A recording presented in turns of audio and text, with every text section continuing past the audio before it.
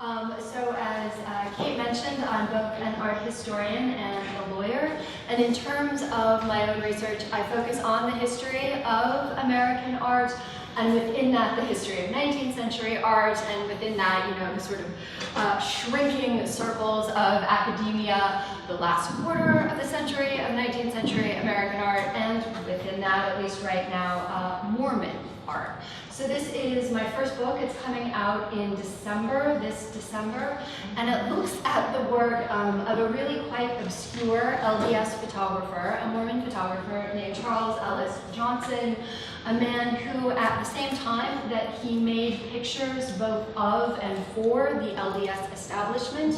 So this is a picture of the fourth Mormon prophet, a man named Wilford Woodruff. At the same time that Johnson is making this sort of image, he's also doing a really quite brisk mail order business in erotica. I specialize in Mormon porn, which sort of so he specializes in erotica, pictures like this, kind of half-dressed, probably vaudeville actresses, these women kind of falling out of their clothing, images that Johnson himself referred to as his spicy pictures of girls. And on one hand, I think his archive looks completely sort of inconsistent, right? Like shuttling back and forth between the spicy work and then the prophets. But the overarching argument of the book is actually that these pictures have a lot in common.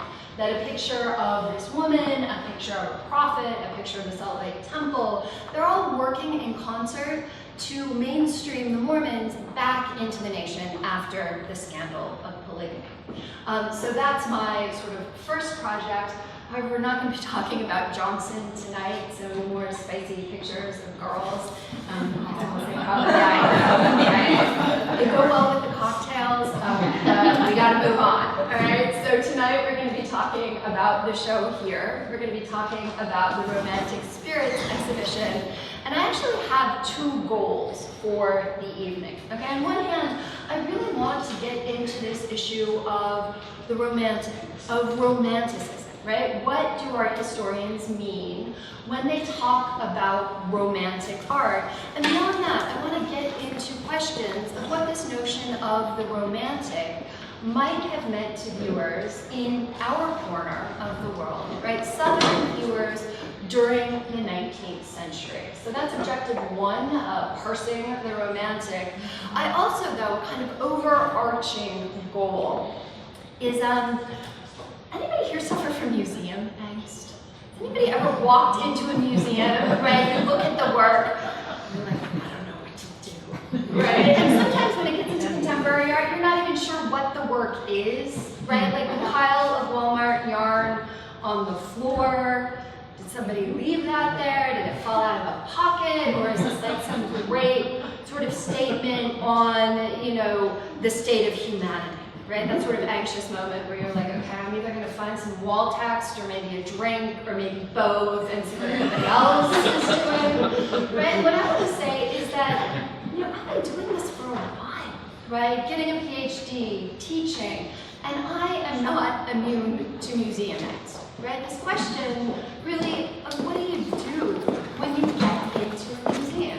How can you go in, look at the work, and have some sort of meaningful relationship with it? And I was really reminded of that this summer. I was lucky enough to take six of my students, six UT students, to Paris to study the history of Western art in the museums there, which, for an art historian, is basically heaven. It doesn't get any better than this, spending like a whole week in the Louvre and then moving on to the Musée d'Orsay and the Picasso Museum, right? But there, spending a week, especially in the Louvre, right? The biggest art museum in the world, people standing in line for like 2 hours just to get in. And then they get there, and it's a little unclear what they're supposed to do, right? They're probably not going to get in front of the Mona Lisa, and you're trying to look at so much work. How do you have a meaningful experience, right? One of the first things you need to do is realize you're not going to look at most of the work. What you really need to do is slow down and look really earnestly, and really seriously, and really quite slowly. So that's what I'm thinking that we can do tonight, okay? We can look at the work, slowly, carefully, with the deliberation that it deserves. And I've also printed out a sort of cheat sheet, right? Like maybe things you'd like to think about when you look at the work. Since I love a handout, I thought that maybe we can use this to work through this question of romantic art and Southern romantic art together, beginning with this work. Okay, a work that isn't Southern, isn't romantic, certainly isn't angsty at all, but actually really provides a wonderful position, a wonderful starting point for jumping into these larger questions. So as you can see here, and I just want to see how this looks. Okay, right. This is a portrait of Benjamin Franklin, as you can see, a portrait painted in 1785, and a portrait painted by this man, Charles Willson Peale, a kind of wonderfully eccentric, early American painter, Charles Willson Peale. He's born in 1741. He dies in 1827, and the man is just a force, okay? He's a huge presence on the American art scene. So in addition to fighting as a soldier in the Revolutionary War, and then going on to open his own museum in 1786, this is the first natural history museum in the United States. Peale's Museum in Philadelphia, and you see him here sort of lifting the curtain and inviting us all in to see his collection of taxidermied animals and birds, and then his enormous collection of portraits of the founding fathers. Because Peale, he painted pretty much every important American he could get his hands on at this point, all right? He's got a whole gallery of them. George Washington, Thomas Jefferson, John Adams, and then, of course, Benjamin Franklin, right? Benjamin Franklin, an early advocate for colonial rights, one of the signers of the Declaration of Independence, a man who's frequently referred to as the first American, right? And I think, again, let's just take a minute and look, see what this work is really telling us, all right? So it's what I say to all of my students, right? Start off, just tell me what the work shows, right? What are we looking at? And at this point, there is no detail to point out, all right? I'm not looking for anything earth-shattering here. So tell me what we're looking at.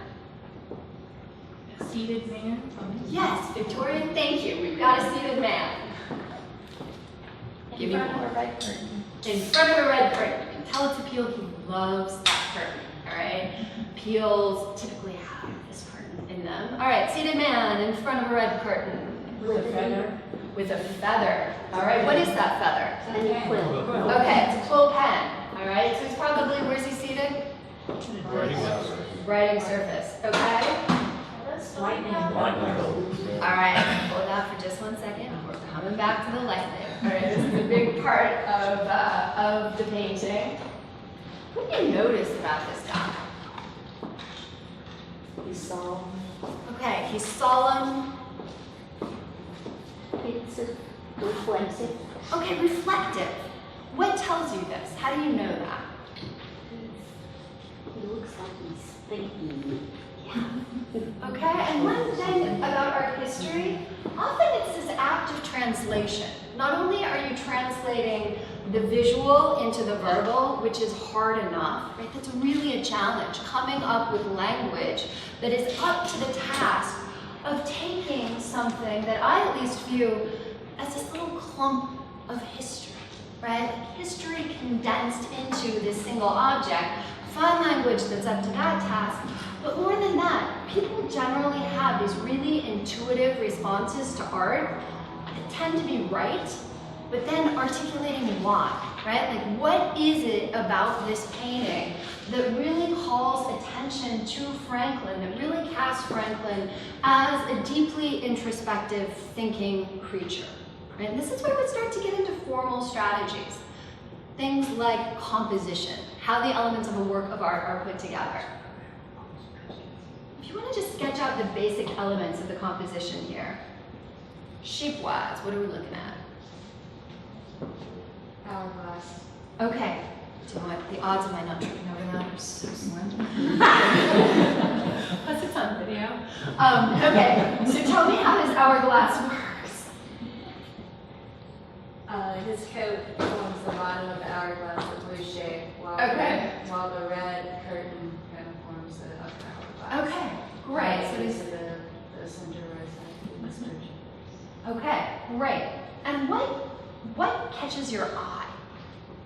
Well, the center of the top of the hourglass is his face, his head. His head. Particularly his brain is closest to the center. And then the bottom part of the hourglass, you've got the quill, with the tip of the quill reaches in the center, and then it goes down to whatever is writing. Okay. Now this is interesting. People are generally like trout, right? We like large, flashy, bright things, right? They catch our attention. And here the attention, right, on this light-colored quill, and then also on what's really quite an enormous head here in the painting. What else? We've got light color, sort of centrality in the image. What else formally calls attention to Franklin's head? And by extension, Franklin is a thinking guy. His glasses. Glasses. Okay, glasses at this point still really quite expensive. Okay, they're quite rare to have a pair of glasses. Expensive, and they imply that he reads, okay? And this stuff, on one hand, it seems so kind of basic, so banal, but articulating it, right, and getting it out, you'd be surprised by how these little bits start to line up. All right, what else? What about the lighting here? What's on display lighting-wise? Almost a spotlight. Yeah, it's like the light is shouting at us, right? Like forehead, look at his head, look at the center of his thought. All right, and the attention then to the quill, sort of this extension of his hand, the thing that he will use to write, to basically take all of this thinking activity here and extrude it into some sort of useful form. So just purely in terms of composition, lighting, we start to get a picture of Franklin as essentially, and my students have heard this before, but let's do it again, right? A head and a set of hands, right? A very thoughtful, very intellectual, introspective man who through the force of this thinking, right, then acts on the world through his writing, through his ideas essentially concretized and passed on to others. Now, in terms of the lightning, why lightning? Why do we have a lightning storm going on? Somebody whisper. If you're whispering, you should probably just belt it out, because you're probably right. He's like looking at it, and he's like, wow, you know, they're about the same color. The flash of lightning is about the same color as the kind of electricity pop that you can get going. More than that, they move in a similar way, seems to move in this zigzag form, and they make the same noise, right? They make the same sort of crackling sound. Even the smell can be quite similar. So Franklin, he's watching, right? He's thinking. He's observing the secular world around him. He's like, I have a suspicion, right? That's a great big electrical storm out in the sky. How does he confirm it? Kite and key, yes. But like, what's his approach? Observation. Observation, right? Through a series of experiments, right? He has a hypothesis. Lightning, electricity, same thing. And so he tests it through a series of experiments and comes to the conclusion that yes, they are the same thing. So here we see Franklin once again being an incredibly sort of rational, thoughtful, observing man, right? Someone who approaches the world around him by looking at the world around him, by studying it in very close detail and seeing just what results that sort of close study will yield. Okay, speaking of that, speaking of experiments, anyone know what he's holding on to here? It's really dark, right? What's that? We've got the quill, but what's this action? The little rods? What might those be? What? Yeah, it's a miniature lightning rod, okay? And here, Peele is being really, really clever. So again, I realize this sort of move here to a Zubron painting. This is a painting by the Spanish Golden Age painter, Jose Zubron. It's his painting from, 1636 of Saint Apollonia. I realize probably some of you at this point are like, what does this have to do with Southern Romanticism? All right, she's on a total narrative detour and frolic. I swear I'm going to pull it back around, okay? I am going to, I hope, stick my narrative landing. But anyway, if you notice, Apollonia here, she's holding some things in her hands, right? Anyone figure out what those are? What's our saint holding? The implements of her martyrdom. Yes, exactly. Who is Apollonia? Does anyone know? Okay, early Christian saint, martyred by Romans.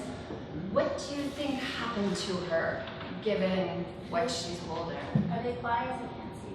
They're pliers, and there's a tooth in there. Oh, yes. Yeah, exactly. My son actually thinks he saw the painting. He thinks this is the tooth fairy. Oh. Comes out, there's going to be a reckoning and probably some therapy to go along with it. All right, she's a martyr. The story is that she had her teeth smashed and then pulled out before she jumped into the fire of her own volition, because she would rather give up her earthly body than give up her faith. And so the golden leaf she's holding, that's a palm frond, the martyr's frond, a sign that she has triumphed over her earthly body in pursuit of higher goals. But as you caught right off the bat, she's holding an attribute, all right? And an attribute is a material object recognized as symbolic of a person, especially a conventional object associated with a saint, or sometimes even a god. All right, it's the things that saints and gods hold in paintings, illustrations, even illuminated manuscripts that let viewers know exactly whom they're looking at. Right, back to Franklin now. Right, his attribute appears to be a lightning rod. What does it do to have him with an attribute? What's the kind of implication of that? Makes them sweet. Yeah, exactly, right? People very casually casting Franklin as a sort of secular saint, right? Even a sort of secular god. Do you know who is, in the Greco-Roman tradition, the god of lightning? Who counts lightning among his attributes? Zeus. Okay, exactly. Zeus, god of the gods. Zeus in ancient Greek, Jupiter in Roman, and we see him here in this just wonderfully weird, hyper-stylized, super frontal Angra painting. Sitting here, right, while Thetis sort of pleads to him. But Zeus, the god who's always hurling lightning down at we mere us unsuspecting mortals, with this little lightning rod. Peel gives us Franklin as a man who's essentially gone up and claimed that power, right? Claimed the godlike power of lightning and claimed it again through the force of his cool, rational thinking mind.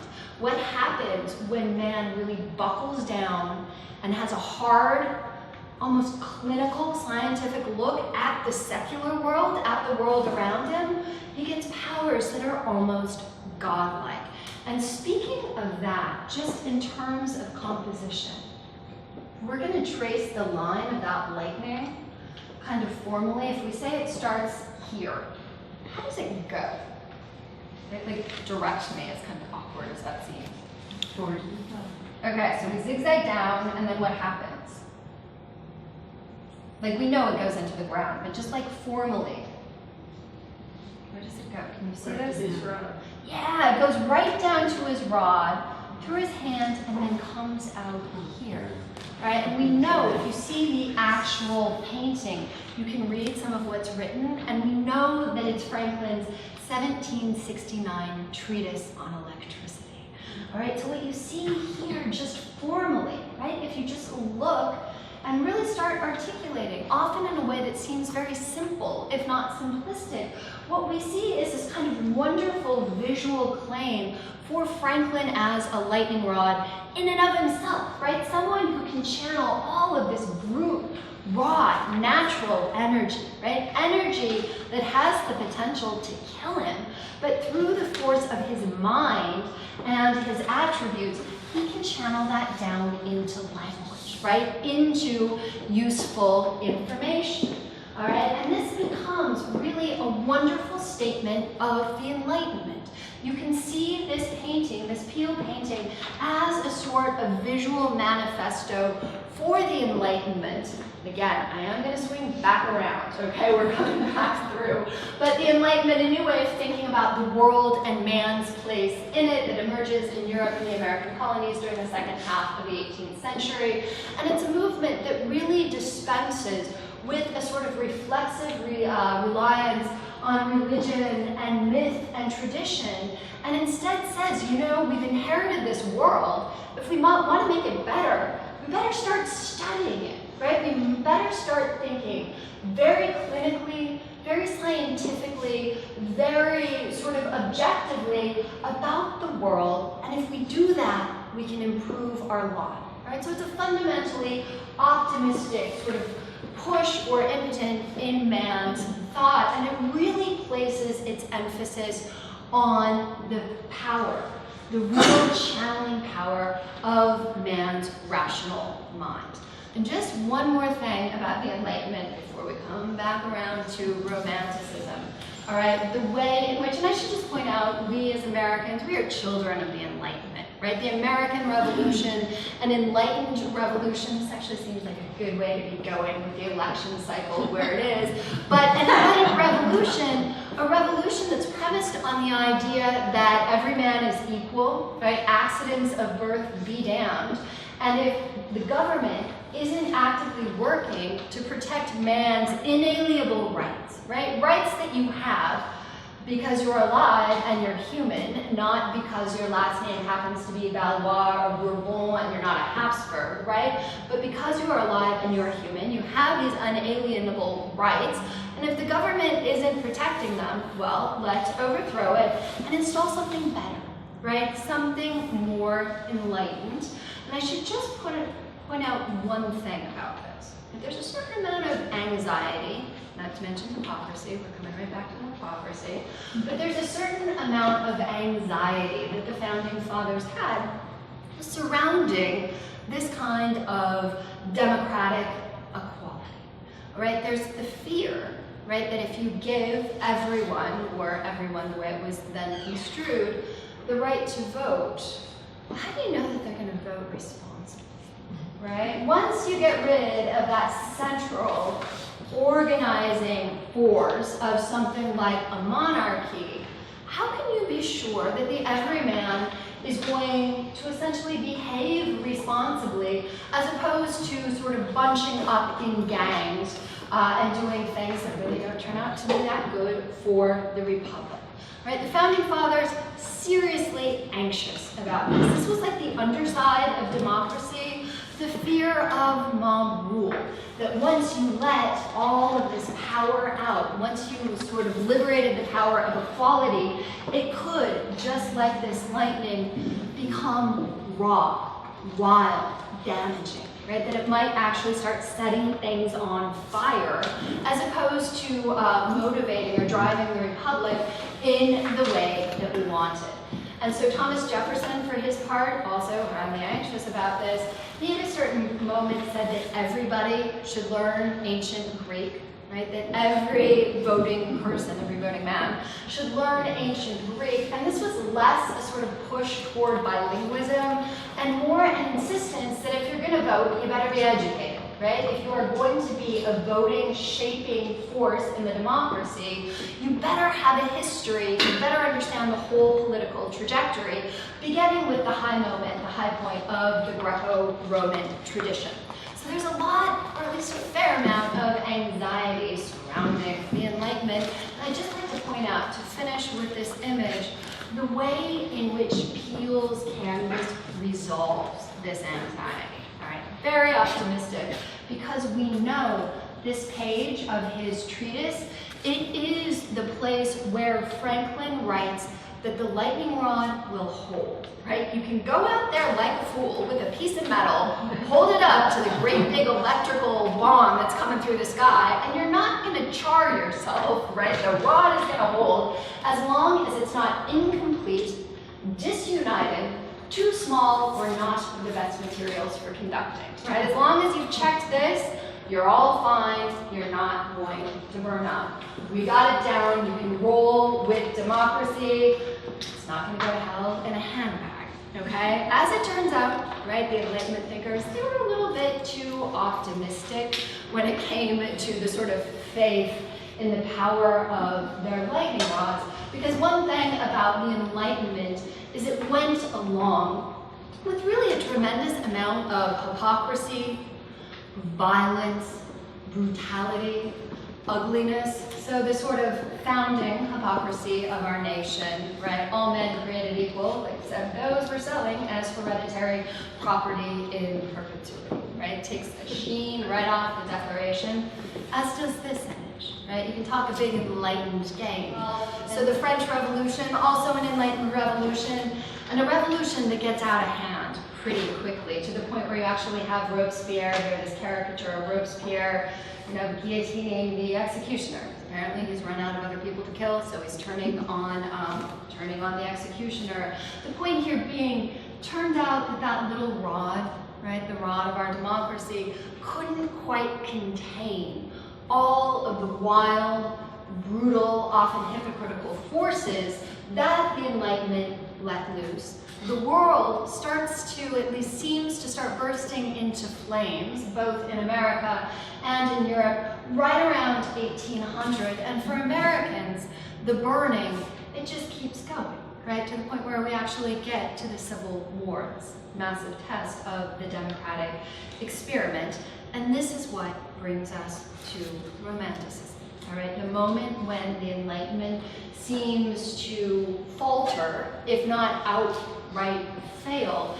This is the moment when you get a new kind of sentiment really percolating up in European and American culture. Truth be told, it was always riding shotgun with the Enlightenment, but after things like the French Revolution, the Reign of Terror, really starts, or even Napoleon having himself crowned emperor, really surges to the forefront. And as you can see here, Romanticism, not limited to the visual arts, okay? It's a much broader trend, a trend in thought that affects philosophical thought, literary production, the arts, and as you can see, it spreads throughout Europe, through America, and we typically date this sort of block of time, the Romantic period, to say 1800 through 1850, but in America it goes much longer.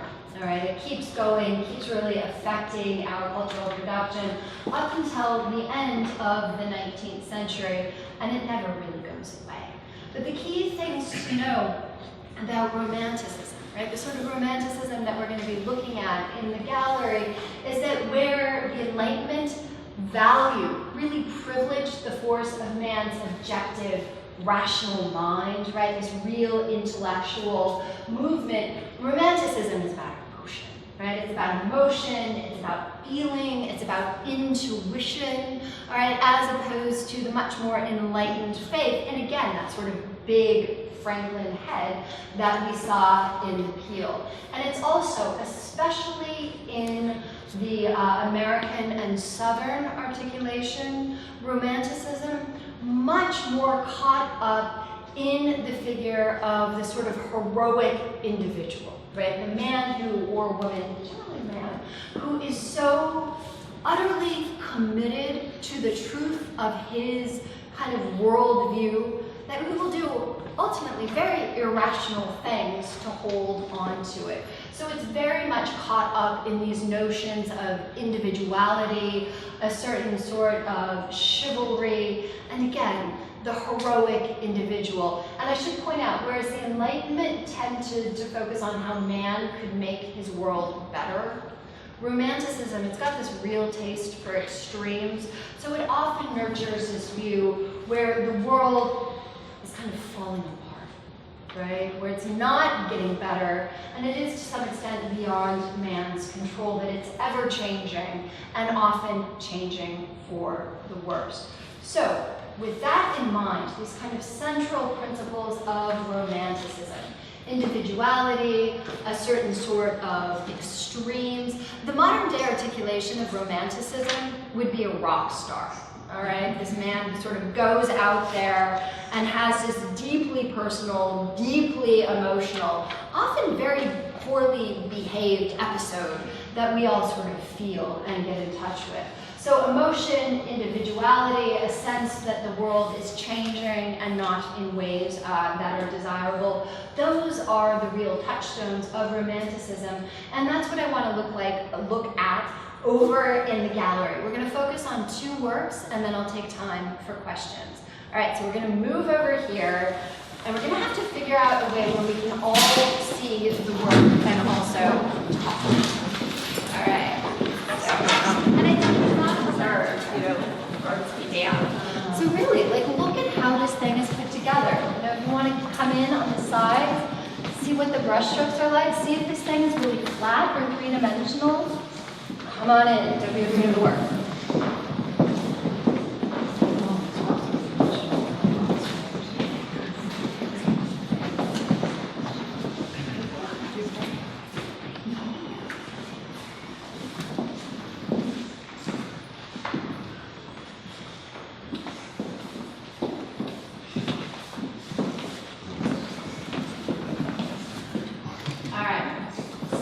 Has everybody had a moment to engage, even in a sort of passing manner?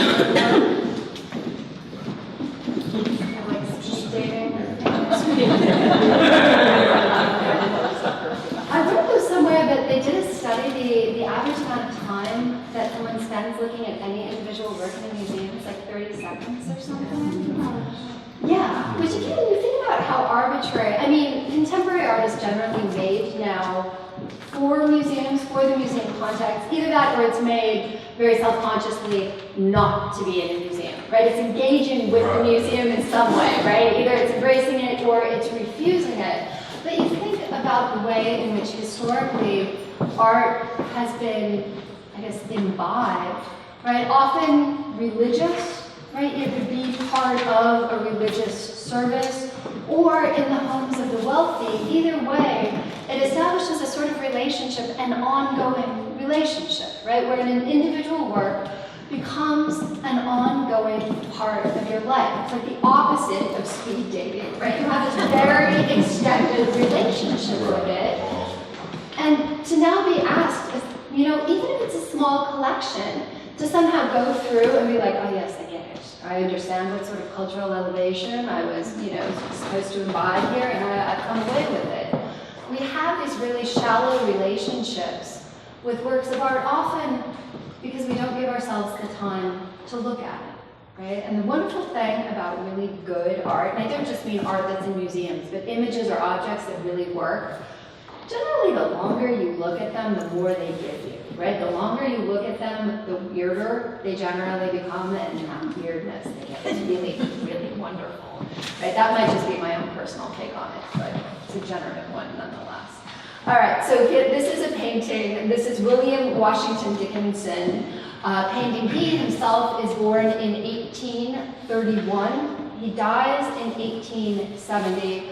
For anybody who's wondering about the last name, yeah, he's related to those Washingtons, all right? He is a descendant of George Washington's paternal uncle, all right? So he has this quite fancy pedigree. He's also got serious art talent from the very beginning. It was recognized that he was someone who in particular could really, really draw. So by the time he's born in Virginia, by the time that he's a teenager, the Patent and Trademark Office has taken him on, has basically hired him to do drawings for them, to be a sort of draftsman, making these little sort of mechanical drawings of images of objects that either generally things that were going to be patented. So he's got these really phenomenal hand skills. He gets early recognition, and as though that weren't enough, not too far into his 20s, He is taken on, he's taken on as a sort of apprentice by Emanuel Leutze. Does that name ring any bells? Washington crossing the Delaware? Aha, okay, yes. So immediately, or soon, Washington goes on to work with the man who gives us Washington crossing the Delaware, an iconic American image, if ever there were one. And then he goes on, he goes to Europe, he studies in Germany, he studies in Dusseldorf, and then he comes back, moves to DC, and quite quickly falls in with the sort of DC art elite. He gets really good commissions, including a commission to paint the portrait of the Supreme Court Justice, dead at that point, but the sort of phenomenal Supreme Court Justice. He's working from, other images. John Marshall. Okay, so this is a guy who really does belong to the art elite. A man who's also a Confederate, right? In fact, when the war breaks out, Washington, he leaves DC, he goes to Virginia, and he finds General Lee and offers his services. Basically says, look, I can draw, I'm an artist, take me on. I will be your draftsman in this cause. Unfortunately, Washington was born he had an issue with his foot. He was born with this sort of congenital foot deformity that gave him a really pronounced limp, which meant that he was deemed too kind of physically infirm to be a part of the war effort. Nonetheless, so he's rejected. Nonetheless, he stays in Virginia, and it's at this point that he paints this painting, The Burial of Latinay. Latinay, who was himself a farmer, a doctor, he was a physician, and then a Confederate soldier. He's pretty much an exact contemporary of Washington's, this Washington's. He's born in 1833, but he dies in 1862. Okay, he dies as a Confederate soldier. I think he was going after a Union soldier with a saber and missed him and then got shot twice. He dies, and his brother happened to be right out there on the battlefield with him, is cradling Latinay in his arms, and luckily a carriage happens by. And it's the carriage that belongs to this woman, Caroline Brockenbrough, who is a plantation mistress. They load Latinay, and if I'm mispronouncing, can I get like a fact check here, or a pronunciation check? Latinay, Sounds good. Okay, sounds like So there's a little fun. yeah, exactly. We've got the diacritical Okay. mark, but you've also got a speaker from Utah, so I'm a little bit out of my element in terms of the proper pronunciation. Anyway, the carriage comes by, they get the body onto the carriage, they take it back to the mistress, where she is so moved by this man's heroic death, right, getting into these kind of romantic notions of the heroic individual. She is so moved that she declares she is going to have this body buried as though it were a family member. The men are gone, they're fighting, so she gets all of her female friends from the neighboring plantation together. They get their slaves to dig the hole, and then actually Caroline herself, because they can't find, I believe, an Episcopalian minister, so she herself presides at the funeral, reading the final words from the common book of prayer. All right, and then the story of this heroic death and even more heroic burial sort of trickles into Richmond.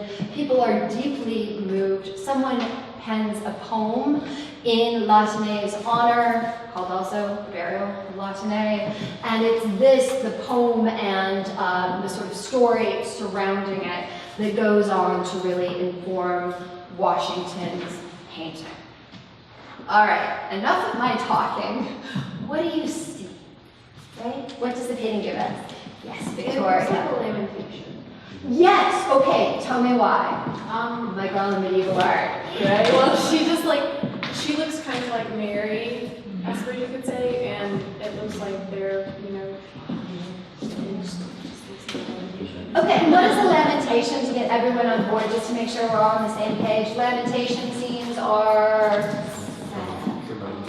Mary's Yes. It is. Okay, so you have this sort of more general notion of sadness, of grief, of lamenting something. And then more specifically within the Christian tradition, the scene where Christ has been descended from the cross. Mary is generally sort of surrounding the body, often cradling it, sort of grieving for the loss of her son. The question being, you're absolutely right, we have the iconography, so the sort of fixed, recognizable symbolism of a lamentation with the central female figure by a dead body, even though the body is in the box, about to go in the hole, gazing skyward. What does that do? So looking at paintings, it's always kind of a two-step, right? Like, what's going on formally, and what's the effect? So we've got a lamentation scene sort of written in. What does that do, or what does that argue? The soul. Yeah, exactly. The soul, and what kind of a soul? Good is going to heaven. Exactly. Good, righteous. Right? Okay, we know the direction that this man is going, right? Basically where she's looking. He's on his way up. Can we push this even more? If this is a lamentation scene, whom does Latine effectively become? Actually, I think Christ. Or God. Christ, all right? Yeah, he's standing in. He's the body. He's the Christ body. What's the implication of that? That he died for the right thing. Absolutely. All right. You know, he died for something. He died for something. Good. He died for the cause, and he died for a divine cause, meaning that the body in that box, or the body we sort of think of as being in that box, it's the very opposite of the sort of Brady bodies that we saw in that Civil War photograph, right, where it's just effectively like dead meat, right? People rendered meat, absolutely kind of unanimated by some sort of larger elevating story, right? Here we have inscribed into it this story of bodies that suffer, that die for a larger meaning, right? That are redeemed by this story, even as within the Christian tradition they redeem us. So an argument here that he has died for a divine cause, right? That's big. This painting is many things, subtle, not one of them, all right? Quite clear what the story is here. More. Tell me more. You also have the cross that happens. Yeah. Just to kind of like knock us over the head with. Right, like in case you didn't notice that, how about a cross? So I can effectively like hammer and bang you with over the head with that shovel. Now compositionally, what's going on here? We have the iconography of a lamentation. What sorts of shapes do we have going in here? A lot of our history is sort of interpretive dance, right? Like what do you see going on? What's the movement? Triangular composition. Triangular composition, yeah. And what do we associate with triangles? I was leaving as long as the flat base is on the ground.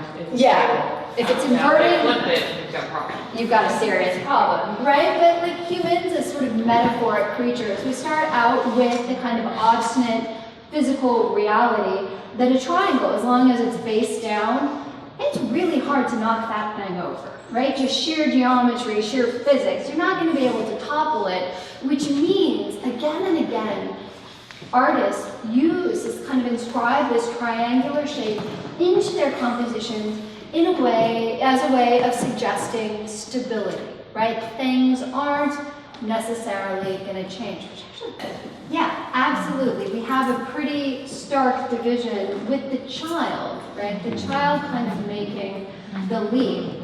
But this is a profoundly, just compositionally, just formally, it's a profoundly segregated piece, right? You have the white women over here, the black slaves over here, and then in the middle, you have the burial site, but in this case it becomes a whole, it becomes a sort of moat, right? Suggesting that there will be no intermingling, other than again, this interesting figure of the child. But again, to have this sort of racial division contained within the iconography of a lamentation salvation, right? Really contained within this divine story, and then within this profoundly stable structure, right? An argument, I think, for the sort of strength, stability, endurance of the plantation way of life. And this is a very popular image at the time, all right? He paints it, he paints it in, 64? Okay. That's right. All right. He paints Very it good war. in 1864. Okay, we're in the Civil War. All right, it originally hangs in Virginia, Richmond, Virginia, in a frame shop. All right, it's in the window of the frame shop, and people come and visit it. All right, people make pilgrimages to see this image, right? And then it gets snapped up by the Virginia government. It goes to hang in the Virginia state capitol.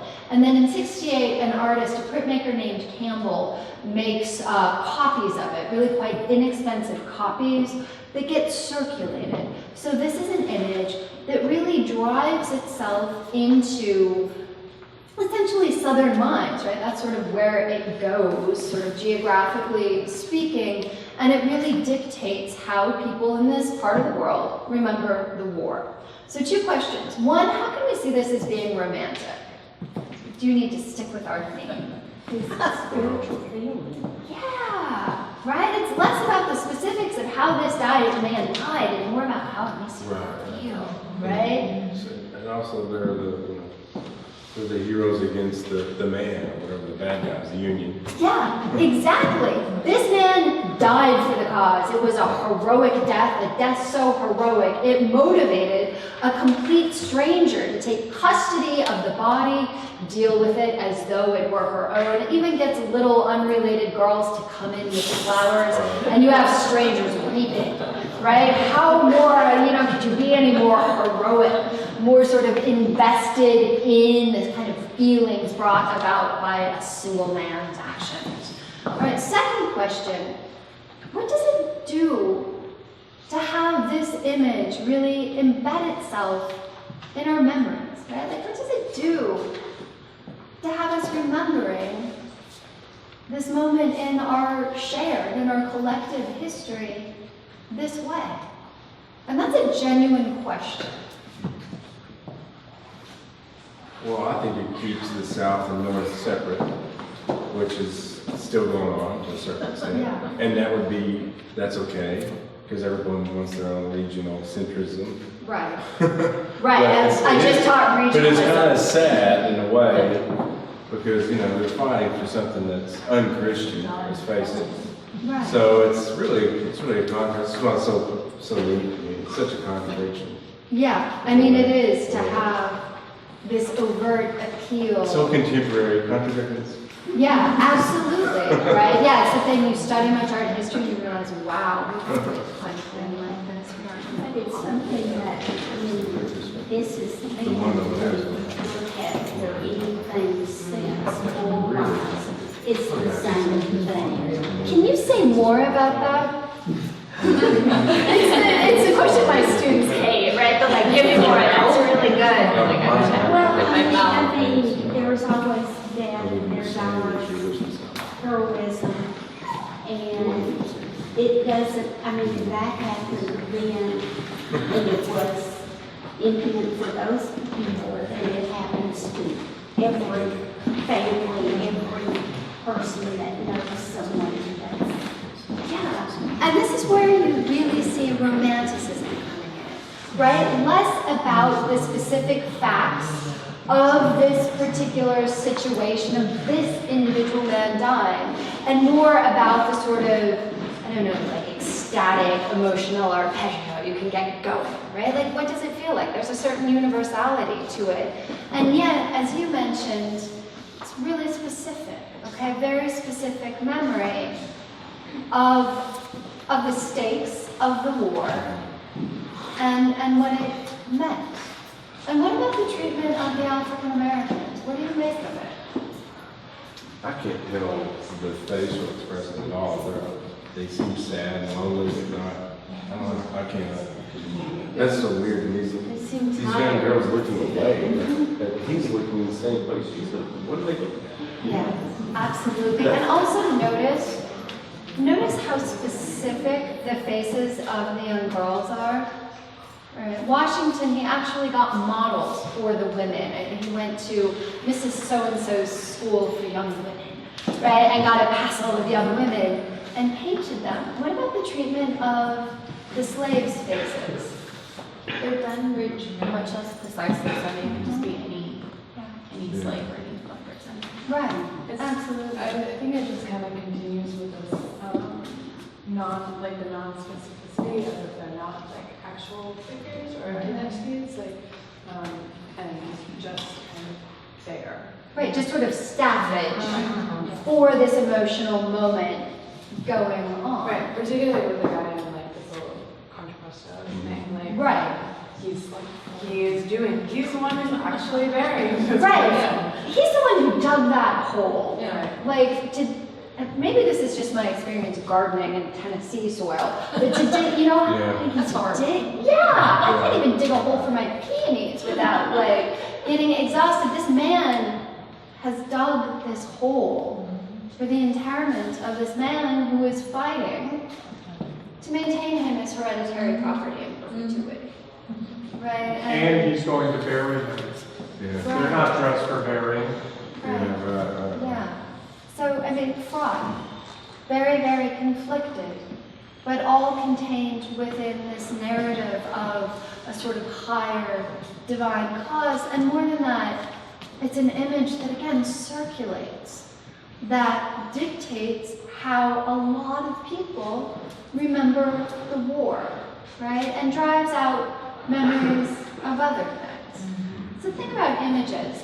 They're never benign, right? They're never just Xeroxes of the world. They turn out to be these very chatty, argumentative things, right? That are always staking a position about how the world was, how it should be, who should have power, who should be overlooked. And I think this one is, very much jockeying for the Confederate cause. More contradictions. We're going to move over to this painting, and then I'll take some questions and let you go back. So, interestingly, Henry Mosler was a vehement unionist. Okay, he was for the Union cause. He's born in 1841 in what today is Poland. So he's an Eastern European, he's Jewish. His family comes over to Cincinnati in 49. So he gets to the US, he immigrates to the US when he's 8 years old.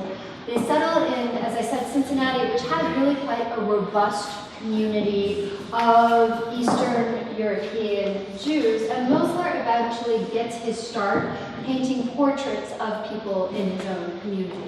So he paints portraits actually of some of the more elevated people in his community. He's got at least one portrait of a really well-respected rabbi. All right, so he starts out making portraits, and then he goes to work for Harper's Magazine, the very popular, sort of ubiquitous, illustrated American magazine, Harper's. He goes to work essentially as he has a sort of job that Washington wanted. He's a draftsman. He makes art for the Union side. Harper sends him out into the field. He spends most of his time in Kentucky and in Ohio, and he makes more than 30 drawings of the various battles there. All right, then he goes off to Europe. He comes back and he meets this staunch Confederate former soldier, a man whose name is Albert Berry. Right? Ideologically, the two men couldn't be more different. All right, we've got the Unionist Jewish artist, the Southern Confederate, actually very wealthy man. But they both figure out that they were in Kentucky at the same time, that they were both in the Battle of Perryville, right? And this is like their connecting moment. And it's at that moment that Barry commissions this painting from Mosler. It's not an individual portrait, all right? That matters. Instead, this is supposed to be an image of an everyman, right? An everyman Confederate soldier coming home from the war and really confronting the new life that waits for him. So just in terms, again, that basic question, what do you see? What is this painting showing us? It's definitely after something. It's definitely, you get a sense that's after something. Yeah, absolutely. His shoes are worn out. He's obviously seen a lot of walking, Yes. a lot of probably combats. His outfit's worn out. The fire pit's obviously been used. It's not being used now. The house is, of course, torn up. Probably used as a shelter at some point during the war. Yeah. Absolutely. This is an image of the aftermath, right? Of coming home to the sort of, whether it's your literal home or any sort of shelter, be that physical or emotional or intellectual, coming to some point of rest in the after moments and discovering essentially that it's a shambles. Is that a rock here on the left? Is that a what? It's a grave on the left. That stack of rocks. Okay, stop. Oh. Interesting. Is it? They used to do that to keep wolves and coyotes from getting at the bottom. Okay. That, and fascinating that this could be a grave, right? An unmarked sort of provisional grave. Very opposite of the sort of burial that we see going on here. Question, how can you look at this and be like, okay, this is romantic? Because romanticism, it's not a style. Okay? It's not like something like neoclassicism or Rococo where you can like, ooh, it's kind of pastel and fluffy and there are a lot of, you know, naked women hanging out in provocative poses. This is Rococo. Victoria. Well, that seems very retrospective, I guess, or maybe contemplative, as in he's uncertain about something, so there's a lot of feeling there. Maybe he's uncertain about what's to come, Right. so he's questioning things. He's got the gun to his mouth. Like, that's, Never a good there's definite, like, that's why I got really close. He's got the gun like almost to his mouth, he's holding on to the bayonet. It's being held as if his mouth is slightly open. He's not just leaning and thinking, he's contemplating to make a really, what kind of decision is he gonna make right now? Everything is falling apart, what is he going to do? That's a Do I really stay or do I go? Like, he is on it. And, oh, maybe I should lean. Do I lean on my gun and stay here? That's a Or do I let go? fascinating observation, right? That even if Mosler didn't intend this, you do have this sort of subtle or even not so subtle suggestion of suicide going on, right? Of a world in which this man's internal state has come to resemble this house to the extent that maybe there's no going forward. What would cut against that? What suggests, right? Never mind leaning on one's gun, the house that's falling apart, the fire that's burned out, maybe the body that's there buried under stones just so the animals don't get it. What suggests things might get better? The background, the sun. Okay, that's some seriously blue sky, right? Like almost hallucinogenic blue. It seems a little bit out of step with the rest of the image. Okay, so we've got blue sky. We've got that going for us. But you also have the moon, so that kind of suggests darkness. So I guess you could argue that even though it is a blue sky, there's still light that's coming. Right, wonderful. So not that easy. All right, the suggestion maybe, and yet is it just, are the lights just gonna go out, right? The same way that the fire has gone out in the pit.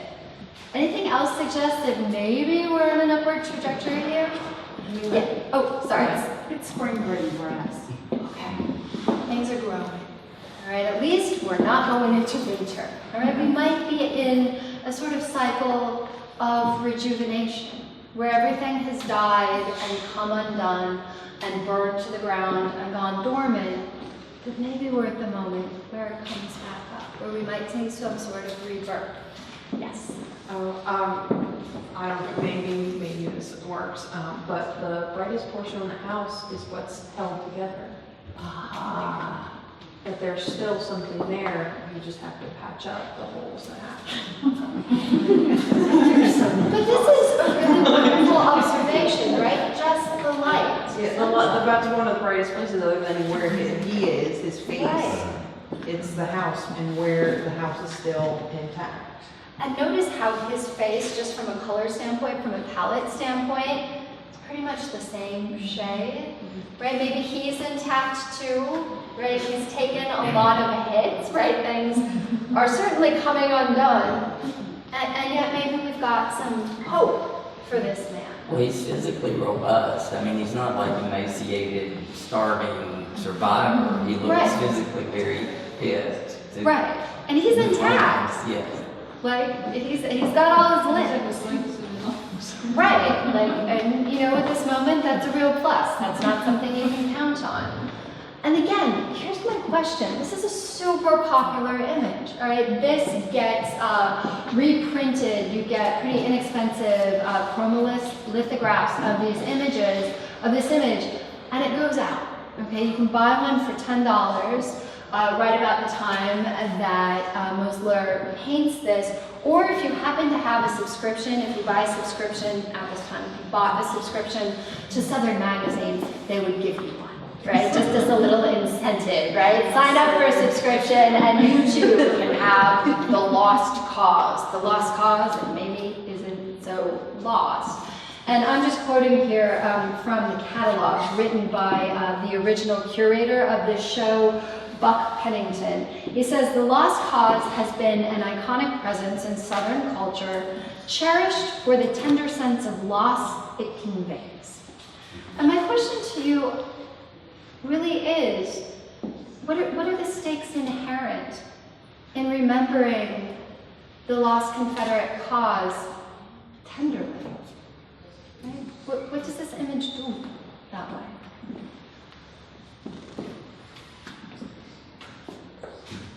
Very painful. I mean, he just looks so regretful.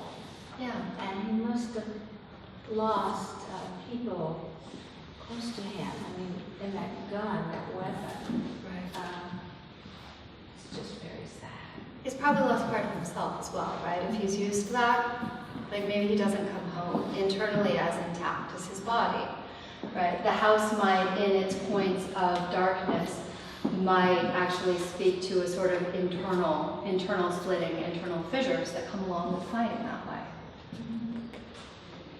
Other observations of remembering the war like this? Well, it preserves the horror of slavery. It legitimizes it that we're the victims. Yeah. You know, we lost our moon juice during Strawberry World, Right. and it legitimizes Jim Crow and, you know, racism. I mean, it creates the horror of the South after the war. I mean, Yeah. the mentality. Absolutely, especially too, I think when this sort of imagery, and it's not just the South, that's not what I'm saying at all, I'm saying the way that in which the North and the South came back together by remembering the war as this, right? This kind of individual, heroic, ultimately doomed kind of emotion, right? As opposed to really remembering like what we were fighting about, which was our we're gonna buy and sell people as hereditary property in perpetuity. Right? In the North and the South, we come together and we sort of jettison that memory and replace it with this. And that allows for reunification among certain people, but it also tamps down a bunch of ugliness that then keeps coming back up to haunt us. Right? Dr. Campbell, how popular was this image in the North? That's an interesting question. Because and I don't know. feel we're getting sympathy. Yeah, we don't agree with this cause, but I mean, even if you're Southern, you kind of come to grips with the, you know, problems with it. He still the guy lost everything. His wife's gone, his kids Right. gone, everything's gone. So it makes you wonder, even when somebody is a bad guy, she still has to die for it, you know? Right, and I think that's like So we have some sympathy, even if it's detached. and what you're really putting your finger on, and really, thank you, a wonderful way of ending this, is that that's how you know this is romantic. right? It's not about the specifics of it. This could be any man, anyone. It's a sort of emotional reaction. This is loss. This is internal devastation. This is war with a capital W and its aftermath, right? Regardless of what side you're on. Definitely romantic. So it's an exercise in feeling. It's kind of early existentialism in a way, because we all face that one or the other. Hopefully I don't face that kind of. We're hoping we don't end up in this scenario, but yeah, and this sort of attention to emotional extremes. And this is quite a quiet work, but the level of emotional tension going on here, pretty intense. And that's the way in which this painting, as odd as it might seem, lines up with real romantic classics like, I don't know if you know the Spanish painter Goya, his black paintings that are just these nightmares of nightmares, right? But this sort of intention to the horrors of man's internal world, but also a certain hope, right? At least we've got some hope going on. But the question about how popular was this in the North, I think is a really acute one. And I don't know for this, but I do know, if you're familiar with minstrelsy, the phenomenon of minstrelsy, of white people painting their faces black and then doing all of these ridiculous things to denigrate and also desire African Americans, hugely popular after the war in the North. All right, this is not a North-South divide. What the North and the South did to come back together and what that did to African Americans, this is a bigger issue. So we're just going to leave here. Why don't we go back so everybody can finish their drink? And if you have any questions, I will be happy to take them. I'll bring it over here. All right, I think I've got like 5 minutes here. Okay, 5 minutes. Speed questions. All right, any questions? Yes. What is the significance of him facing to the side as opposed to full on? Okay, well, there are a couple of answers to that. Probably the most overt one is that Peale here is working in an old portraiture, with old portraiture conventions, where basically one class of person got to face head on, and that was basically divine people, Virgin Mary, Christ, God. They face straightforwardly. So here, this sort of thing, reserved to gods. And I think that Peale is probably playing with that. And it also, I mean, you do find portraits at the time, most notably by a colonial American who then goes back to the British colonies named John Singleton Copley.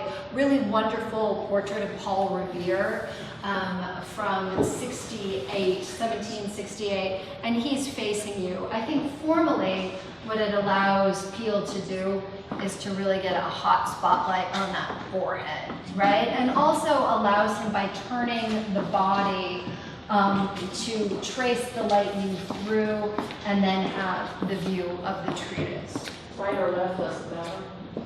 Actually, that's an interesting... This is sort of the professorial cop-out. I have my own take on it. What do you, I mean, what... I'll tell you my take, but what do you make of the fact that he's facing to the left? In those days, that was, left was not good. Really? Yeah. People that were left-handed were often seen as like what demonic, that they were descendant of Satan. Like there were things But that here, are you left-handed? no, I'm right-handed. Like, Okay. But I just also feel like at the same time, if you read left to right, then does You're that not help meeting you him. call attention Yeah. to the lightning as well? That's my thought, is left to right? He's facing left, so you get lightning and then face, but also because we read left to right, it means that we hit his eyes. I mean, there's a tradition in China, Chinese art, but and it's not really a tradition. It's actually if you're from the north, for the emperor, once in a while they'll portrait him facing from the left to the right, and that's because they read right to left.